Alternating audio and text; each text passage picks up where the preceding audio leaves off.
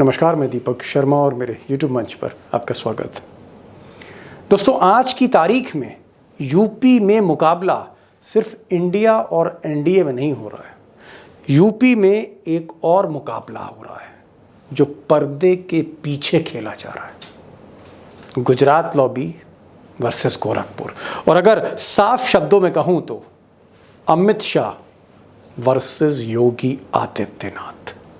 अब दोस्तों, अमित शाह और योगी के बीच में जो खींचतान है, ये जो सत्ता संघर्ष है, ये नया नहीं है। कई वीडियो मैंने इस पर बनाए हैं, लेकिन ये लड़ाई इत्तेफाक से चुनाव के दौरान, इस चुनाव में कहीं ना कहीं पर्दे के पीछे और तेजी से बढ़ती जा रही है। यानी घमासान पर्दे के पीछे जितनी दिख रही है उससे कहीं ज्यादा है। और हो ये रहा है कि अमित शाह वर्सेस योगी के चक्कर में, या इन दोनों लॉबियों के टकराव के चक्कर में, उत्तर प्रदेश देश के सबसे बड़े सूबे में नुकसान बीजेपी को हो रहा है।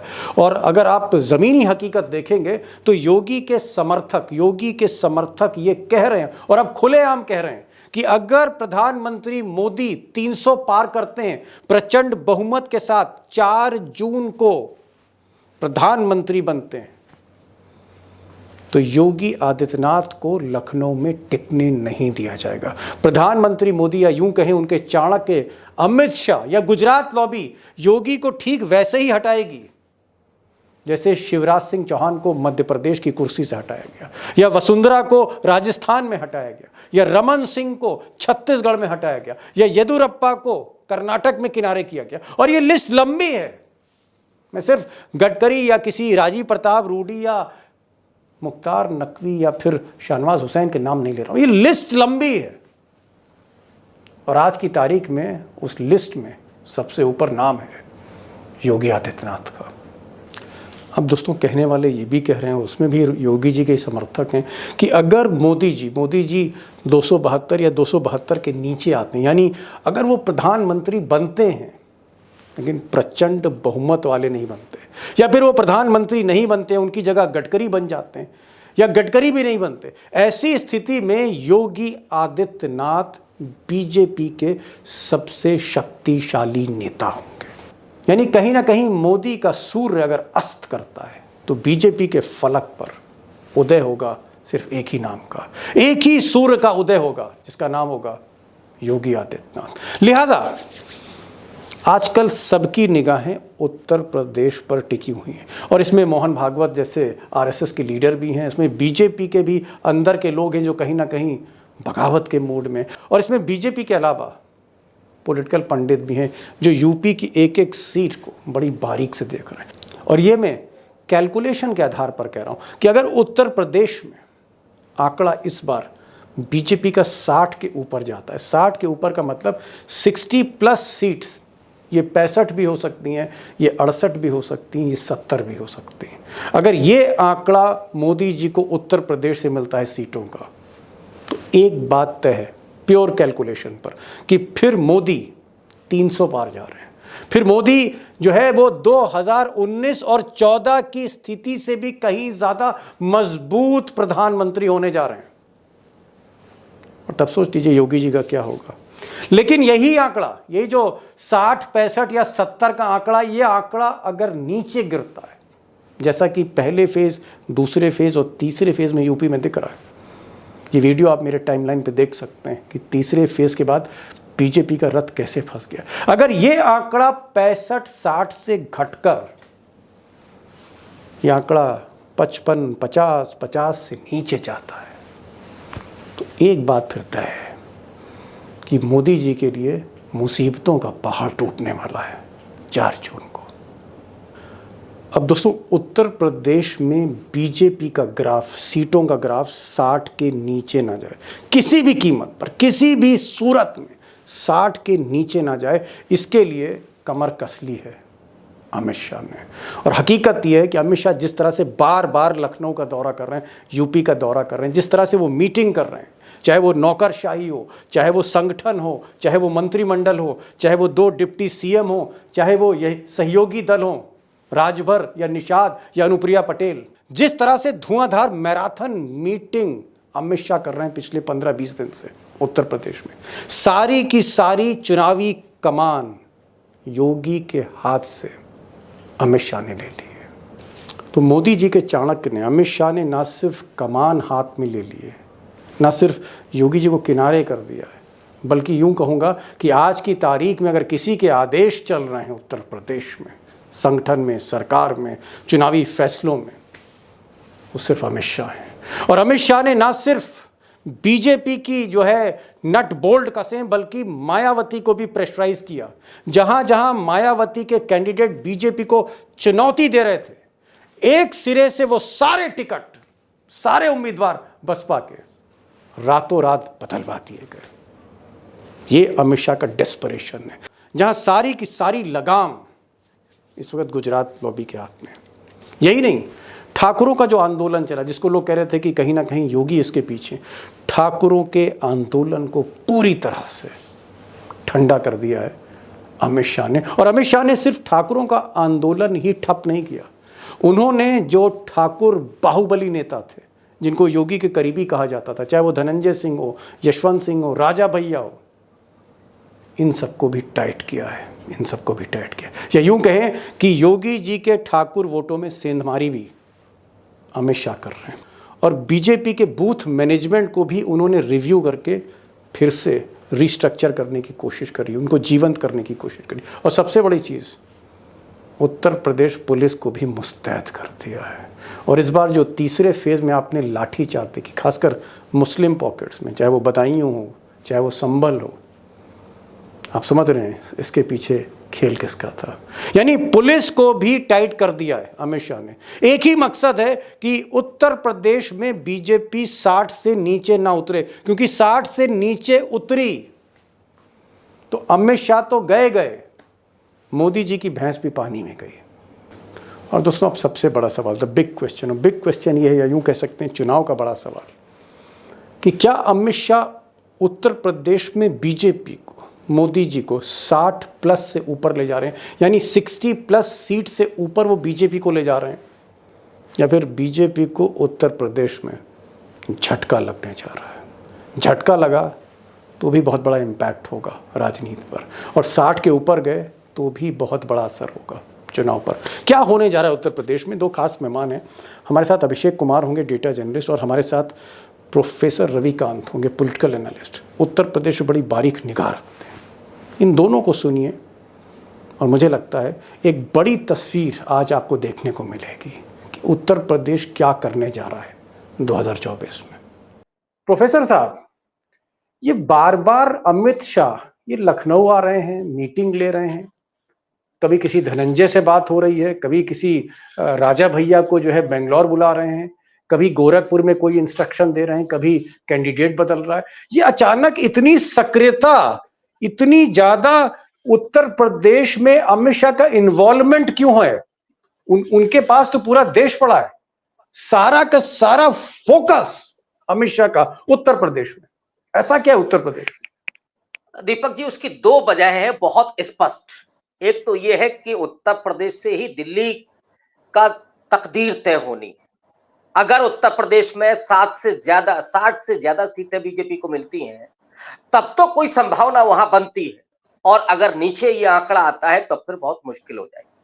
दूसरा, भारतीय जनता पार्टी के भीतर सबसे ज्यादा अगर किसी की लोकप्रियता है आज की तारीख में, तो वो उत्तर प्रदेश जैसे बड़े सूबे के मुख्यमंत्री योगी आदित्यनाथ हैं। और ये बात मैं बहुत सोच समझ के कह रहा हूं। डॉक्टर साहब, बड़ी बात कह रहे हैं। एक मिनट डॉक्टर साहब, आपने कह दिया, एक झटके में आप कह गए कि ये गुजरात लॉबी भी कुछ नहीं है योगी के आगे। आप ये कह रहे हैं अमित शाह योगी से कमतर हैं, आप ये कह रहे हैं, जहां तक लोकप्रियता की बात है। दीपक जी, आप उत्तर प्रदेश के किसी भी जिले में चले जाइए या देश के दूसरे और हिस्सों में चले जाइए, वहां देख लीजिए आप नब्ज पकड़ करके कि योगी ज्यादा लोकप्रिय है कि नरेंद्र मोदी ज्यादा लोकप्रिय है। अमित शाह का तो अभी नाम ही नहीं आता है। अरे बाप रे बाप, यहां दो ही चल रहे हैं। तो जो कद बढ़ा योगी आदित्यनाथ का, और सबसे बड़े सूबे के मुख्यमंत्री, दिल्ली के गद्दी पर दावेदारी किसकी होगी आफ्टर नरेंद्र मोदी? वो योगी आदित्यनाथ है। इसलिए योगी आदित्यनाथ को भी नाचने के मूड में है अमित शाह। यहां पर भी नकेल डाल दी जाए। इसीलिए आ रहे हैं कि एक तो सीटें मजबूत करना और दूसरा आदित्यनाथ को नाथ देना। ये जुगत है असल में अमित शाह की, और इसीलिए लेकिन लगातार डेरा जमाए हुए। लेकिन डॉक्टर साहब मैं अभिषेक जी के पास तो जाऊंगा। आप कह रहे हैं कि साहब अमित शाह जो है कहीं ना कहीं और नकेल डाल रहे। अरे भाई, मंत्रिमंडल में ज्यादातर मंत्री अमित शाह के हैं। जो दोनों डिप्टी सीएम हैं, मौर्य साहब और पाठक जी, दोनों अमित शाह के हैं। योगी का इसमें कोई भी आदमी नहीं है। तो जब मंत्रिमंडल उनका है, नौकरशाही में चीफ सेक्रेटरी उनका है, तमाम आईपीएस उनकी जेब में है, अमित शाह की जेब में, तो अब क्या कर रहे हैं? अब कहां सेंधमारी लगा रहे हैं? अब और बचा क्या अमित शाह के लिए? अब घर में सेंधमारी कर रहे हैं। किसके घर में? योगी जी की जो असली ताकत है वो ठाकुर लॉबी है, ये सब जानते हैं। अब उसमें आप देखिए पिछले एक सप्ताह के भीतर क्या हुआ। धनंजय सिंह क्लीन बोल्ड, किस पाले में गए, किसके इशारे पर उन्होंने टिकट वापस किया, ये आईने की तरह साफ। इसके अलावा नहीं, बता तो दीजिए किसके इशारे पे, क्या लोगों को तो बता दीजिए किसके इशारे पर योगी के धनंजय सिंह ने कुर्सी छोड़ दी, उनकी पत्नी पीछे हट गई। बता तो दीजिए कौन आदमी है जिसके हाथ में देश का गृह मंत्रालय है। अच्छा, अब नाम लेने की जरूरत नहीं है। राजकिशोर मतलब सिंह जी वो जी, बीजेपी ज्वाइन कर लिए। यशवंत सिंह आजमगढ़ से, वो भी अमित शाह के नजदीक। और राजा भैया को बेंगलोर बुलाया था, ये तो पूरे देश को मालूम है काहे के लिए बुलाया था। चार बड़े डॉक्टर साहब ठाकुर नेता बता रहे हैं। राजा भैया, रघुराज प्रताप सिंह उर्फ राजा भैया, कुंडा के राजा। और आप कह रहे हैं धनंजय सिंह, आप कह रहे हैं यशवंत सिंह, आप कह रहे हैं राजकिशोर सिंह। तो क्या पूरी ठाकुर लॉबी पर निगाह है अमित शाह की? निश्चित रूप से। और यही वजह है कि अमित शाह लगातार उत्तर प्रदेश को ध्यान में रख रहे हैं, और योगी आदित्यनाथ को कहीं थोड़ा सा उनको लग रहा है कि ये चुनौती बन रहे हैं, इसलिए घेरेबंदी की जाए। चाणक्य सिर्फ विपक्ष के लिए नहीं है अमित शाह, चाणक्य बीजेपी के लिए भी है। तो यहां पे भी वो ही कर रहे हैं। जी जी जी जी जी, अभिषेक के पास में आऊंगा। अभिषेक, एक बड़ी बात डॉक्टर साहब ने कही। उन्होंने कहा कि जो ठाकुर लॉबी है उत्तर प्रदेश की, उस ठाकुर लॉबी में जहां बोलबाला है महाराज का, महाराज से मेरा मतलब योगी आदित्यनाथ, उस ठाकुर लॉबी में भी सेंध लगा रहे। तो मैं आपसे पूछना चाह रहा हूं कि जो ये ठाकुर आंदोलन शुरू हुआ था सहारनपुर से, ठाकुर जो है बड़ी बड़ी सभाएं कर रहे थे। मेरठ में सभाएं, सरधना में सभाएं, सहारनपुर में सभा, मुजफ्फरनगर में सभा, पश्चिमी उत्तर प्रदेश में ठाकुरों की लगातार सभाएं, रैलियां हो रही थी और बीजेपी को कोसा जा रहा था। यहां तक कहा गया था कि चाहे कुछ हो जाए, चाहे कुछ हो जाए, आंधी तूफान आए, बीजेपी को वोट नहीं देना है। क्या उस ठाकुर लॉबी को भी, या वो जो ठाकुर आंदोलन कर रहे थे उसको भी अमित शाह ने संभाल लिया?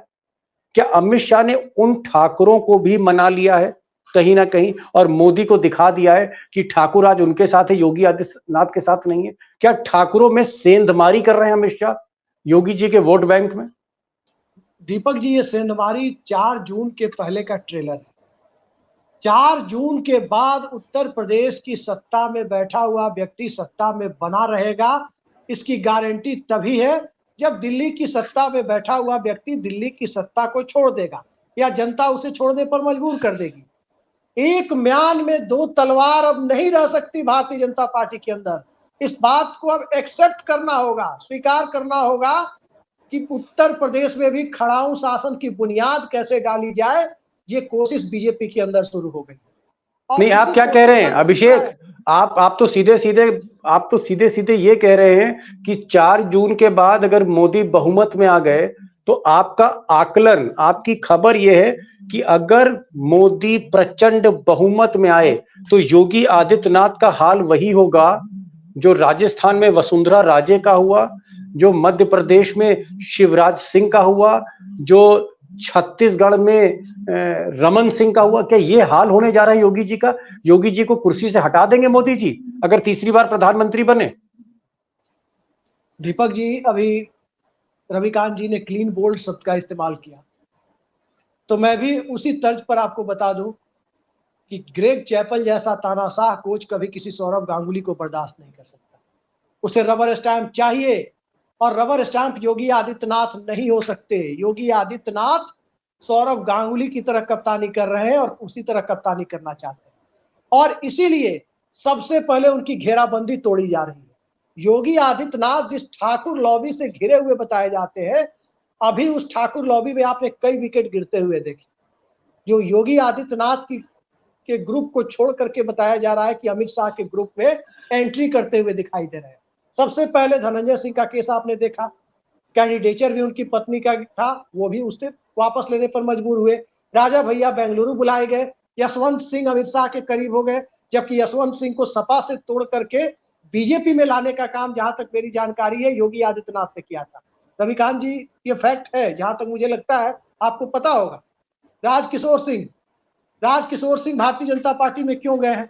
बस्ती की सीट पर कम वोटों से, बहुत कम फासला था पिछले लोकसभा चुनाव में, कांग्रेस से राजकिशोर सिंह चुनाव लड़ रहे थे, और राजकिशोर सिंह फिर उम्मीदवार बनते तो इस बार भारतीय जनता पार्टी को नहीं, और राजकिशोर के बारे में एक चीज, राजकिशोर के बारे में जो पक्की जानकारी है, वो अमित शाह से मिलते हैं और जैसे ही मिलते हैं वो बीजेपी में आ जाते हैं। तो कहीं ना कहीं मुझे ऐसा लगता है कि अमित शाह की निगाह अब ये है कि भाई ये योगी की जो ठाकुर लॉबी है, इसमें भी कुछ अपने वफादार रखो। जैसे मंत्रिमंडल में अपने वफादार रखे हुए हैं, उसी तरह से ठाकुरों पर भी का भी दिल जीतना चाहते हैं, अपने पाले में लाने की कोशिश हो रही है। दीपक जी, एक चीज पे आपने गौर नहीं किया शायद, पॉलिटिकल कोल्ड स्टोरेज में पड़े हुए थे राजनाथ सिंह कई सालों से, अचानक राजनाथ सिंह की सक्रियता क्यों बढ़ा दी गई है, ये भी तो देखिए।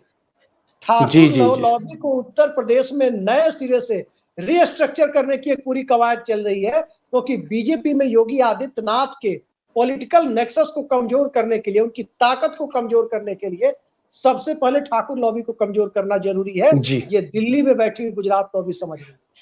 डॉक्टर साहब, जिस तरह से राजनाथ सिंह मैं देखता हूं, राजनाथ सिंह पहले बड़े नाराज रहते थे, बड़ा बैकफुट पर रहते थे, मोदी जी भी उन्हें नहीं बुलाते थे, अमित शाह से भी संबंध अच्छे नहीं थे।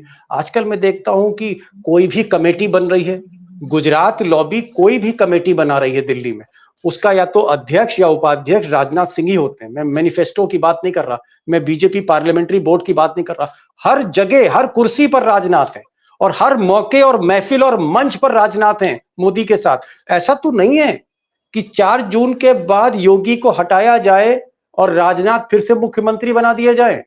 क्या राजनाथ रक्षा मंत्री, देश के रक्षा मंत्री से कहीं ज्यादा प्रिफर करेंगे उत्तर प्रदेश का मुख्यमंत्री बनना? डॉक्टर साहब, दीपक जी, जो नकेल डालने की कोशिश हो रही है, उसमें चिंता यह है कि कहीं नाथ स्क्वायर ना हो जाए, राजनाथ और आदित्यनाथ। ओहो, ये अगर स्क्वायर हो गया तो फिर खतरनाक हो जाएगा, ये दोनों एक ना हो पाए। यस, मतलब divide and rule.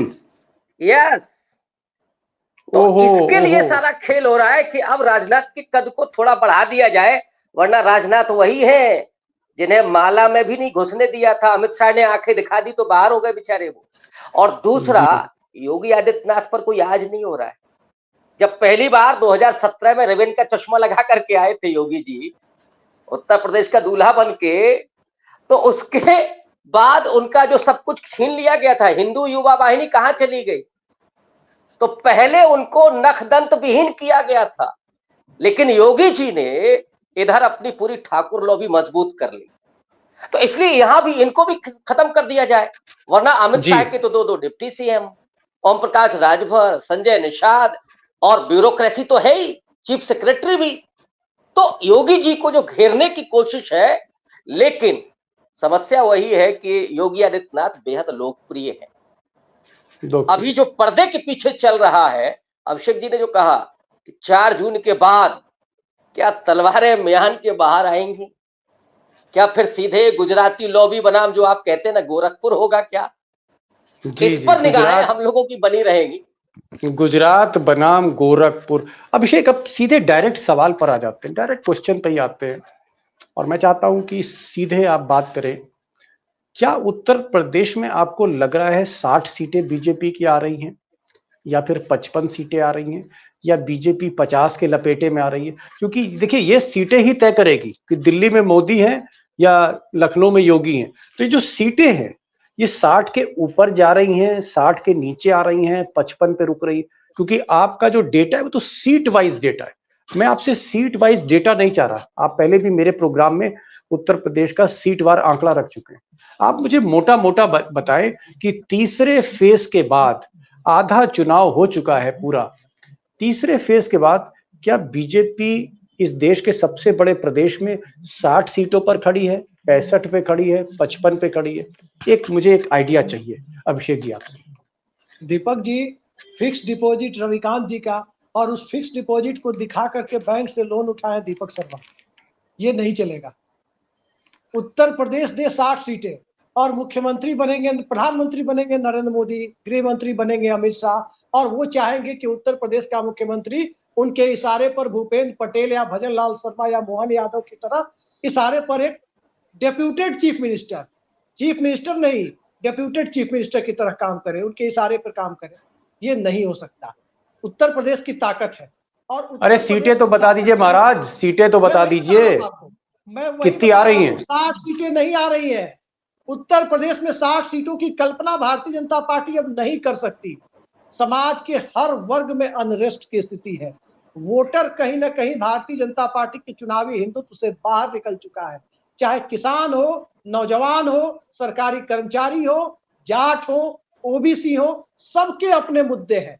Paper leak से परेशान है, वैकेंसी नहीं आने से परेशान है, एमएसपी गारंटी नहीं मिलने से परेशान है, फसल चढ़ जाने से किसान परेशान है, महिला सुरक्षा को लेकर जाट परेशान। तो बता तो दीजिए 60 के नीचे कहां आ रहे हैं? मोदी जी का रथ कहां फंस रहा है? 60 से नीचे तो भाई 58 भी हो सकता है, 60 के नीचे 57 हो सकता है, 55 हो सकता है। कहां पर फंस रहे हैं मोदी जी? कितनी सीटें आ रही हैं योगी जी चाहेंगे आज की तारीख में? योगी जी चाहेंगे तो 45 तक पहुंच सकती है बीजेपी। ओहो, लेकिन अगर मैं आपसे एक बहुत ही प्रैग्मेटिक आंकड़ा पूछूं तो आप कहां देख रहे हैं बीजेपी को आज की तारीख में? कहां पर बीजेपी खड़ी उत्तर प्रदेश में 80 सीटों में? देखिए दीपक जी, 24 घंटे में जो बड़ा राजनीतिक घटनाक्रम हुआ है उसको सबसे पहले मद्देनजर रखना होगा। बहुजन समाज पार्टी जो थोड़ी ताकत, थोड़ी दम दिखाती हुई नजर आ रही थी, अब उसके वोटर, जिसको खुद आकाश आनंद ने जगा दिया है, वो वापस बीजेपी के फोल्ड में नहीं जाएगा। निराशा उसे हुई है, बहन जी के, मायावती के रुख को देखकर निराशा हुई है।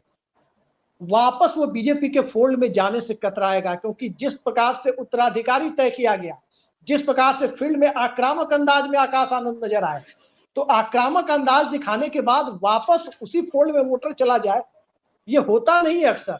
एक बार जब वोटर निकल गया तो जो विकल्प दिख रहा है वही जाएगा।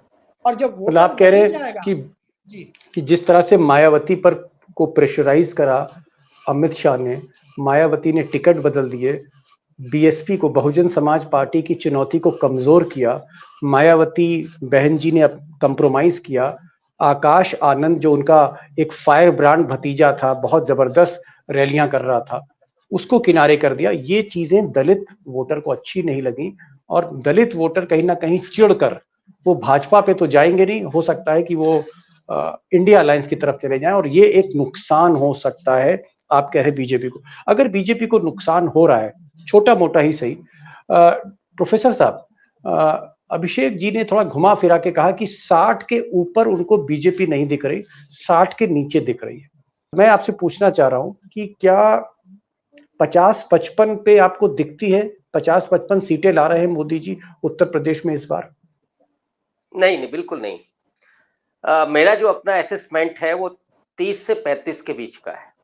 ओहो, और आज की तारीख में बीजेपी 35 के ऊपर नहीं। आज इरादे ठीक नहीं है। आप आज ये चैनल बंद करवाएंगे आप? आप ये चैनल बंद कराएंगे डॉक्टर साहब? 30-35 बता रहे हैं आप। 30 से 35 ना, ये वो भी ये मैनेज हो रहा है, तब मैं बता रहा हूँ। योगी जी बहुत ताकत लगा रहे हैं, इसमें कोई तो राय नहीं। लेकिन क्या योगी जी को भनक नहीं होगी अगर ये खेल जो खेलना चाहते हैं अमित शाह है? तो यहाँ उत्तर प्रदेश में देखिए एक ही सिक्का चल रहा है इस समय, वो है योगी आदित्यनाथ। मोदी लहर नहीं है इस बार। तो जो भी वोट मिलेगा बीजेपी को वो योगी आदित्यनाथ के नाम पर मिलेगा। तो और उसमें मुझे लगता है कि 30-35 सीटें, मैक्सिमम 35 अच्छा आंकड़ा है, सम्मानजनक आंकड़ा है। डॉक्टर साहब समझ गया, आपकी बात समझ गया। आपका ये कहना है कि कहीं ना कहीं बीजेपी का रथ फंसा हुआ है। अभिषेक कह रहे हैं 60 के नीचे। डॉक्टर साहब ने तो ऐसी गिनती बता दी कि कहने में भी डर लगता है, क्योंकि ये दौर मोदी का है, डिक्टेटर का दौर है साहब। अगर हम 35-40 कह दें तो पता नहीं क्या होगा। बहरहाल ये तो खैर एक लाइटर वेन में था। इस वक्त जो हकीकत है उत्तर प्रदेश की वो ये है कि योगी अगर 60 के ऊपर, अगर उत्तर प्रदेश 60 के ऊपर जाती है तो कहीं ना कहीं मोदी की सरकार बन रही है। अगर 60 से ज्यादा सीटें बीजेपी को उत्तर प्रदेश में मिलती है और अगर मोदी जी की सरकार बन रही है तो फिर एक ग्रहण जो है वो योगी आदित्यनाथ पे लग सकता है, क्योंकि जैसा कि हमारे दोनों पैनलिस्ट ने कहा कि मोदी की, अमित शाह और योगी में बन नहीं रही है, तलवारें खींची हुई हैं, दोनों की लॉबीज में बहुत जबरदस्त टकराव है। और दूसरी बात, अगर ये सीटें कम होती, अगर बीजेपी 50 के लपेटे में या 50 से नीचे जा रही, जिसका इशारा डॉक्टर साहब कर रहे हैं, तो जाहिर तौर पर फिर मोदी जी की सरकार नहीं बन रही। और अगर मोदी जी की सरकार नहीं बन रही तो फिर योगी मुख्यमंत्री रहेंगे, क्योंकि उनके पास प्रचंड बहुमत है और उनको फिर हटाने वाली ताकत बीजेपी में नहीं होगी। देखना है 4 जून को क्या होता है, कि 4 जून को मोदी रहेंगे या फिर योगी रहेंगे। डॉक्टर साहब आप आए और अभिषेक आप आए, बहुत खुलकर बातचीत हुई और मुझे लगता है कि जिस बेबाकी के साथ आपने बातचीत की है, आज के दौर में ऐसी बातचीत कैमरा तो छोड़िए, चौपाल में भी नहीं होती है, लोग डरते हैं, लेकिन आपने खुलकर आज भी बात कही। आपका बहुत बहुत शुक्रिया अपने दोस्तों की तरफ से। डॉक्टर साहब आप आए, अभिषेक आप आए, thank you so much for joining this programme.